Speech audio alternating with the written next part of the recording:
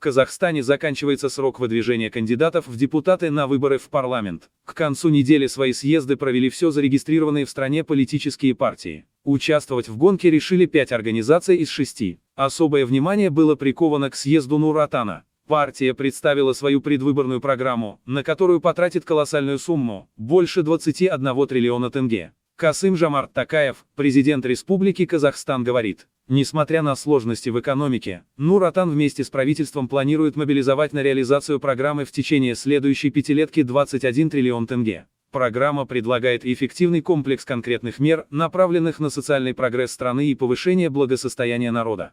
Президент Токаев озвучил 4 основных приоритета партии. Первый из них – это равные возможности. Поэтому в течение ближайших 5 лет на ежегодную индексацию социальных выплат выделит более 3 триллионов тенге. Кроме того, размер солидарной пенсии будет индексироваться. И большой упор, что сейчас вполне закономерно, Нур-Отан сделает на развитие медицины. Зарплата врачей вырастет в течение 5 лет в 2,5 раза.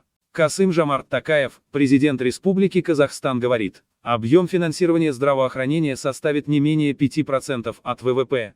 Нужно быть готовыми к возможным новым эпидемиям. Будет завершено создание единой национальной системы, включающей цифровизацию, телемедицину, инфраструктуру биологической безопасности. В городах Нур-Султан и Алматы будут возведены 2 научно-инновационные многопрофильные клиники. Для развития региональной медицины во всех областях страны мы построим 20 современных медицинских центров, обеспечим всем необходимым районные больницы, родильные дома, сельские лечебные учреждения. Повышение окладов ждет и учителей. А вот для абитуриентов увеличит количество грантов. За счет государства высшее образование смогут получить еще 75 тысяч казахстанцев. Отдельно остановился Токаев и на развитии экономики. Несмотря на глобальный кризис, партия собирается наращивать темпы экономического роста. И не забудет про регионы. Например, обещает провести воду в села, где ее нет, и обеспечить людей газом и интернетом, причем качество 5G, и вообще в ближайшую пятилетку в Нур-Отане хотят развивать новые направления.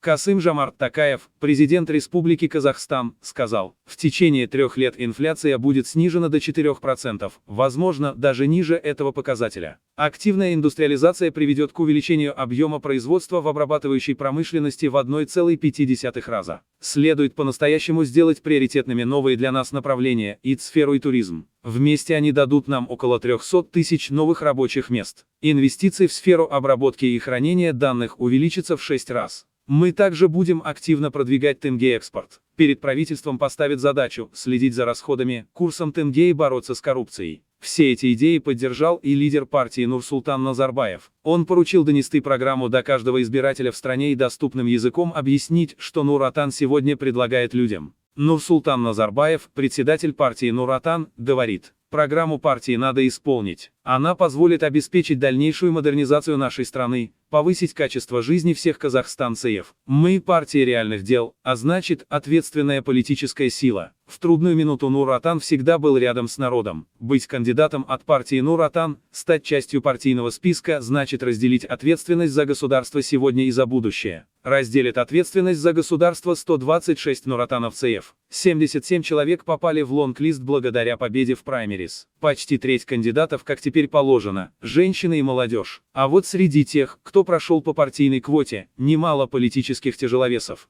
В Мажилис баллотируются сразу 2 бывших акима Алматы, Боуиржан Байбек и Ахмеджан Есимов, экс-председатель Сената Дарига Назарбаева и действующий премьер-министр Аскар Мамин. И здесь интересно, если Мамин пройдет в парламент, то по закону ему придется уйти в отставку. Впрочем, премьеру в любом случае перед вновь избранным Мажилисом нужно ставить вопрос о доверии правительству. И если депутаты этого доверия не окажут, то весь Кабмин лишится своих кресел. А значит, с большой вероятностью в январе в Казахстане сменится не только парламент, то и правительство. I'm an albatross. Yeah.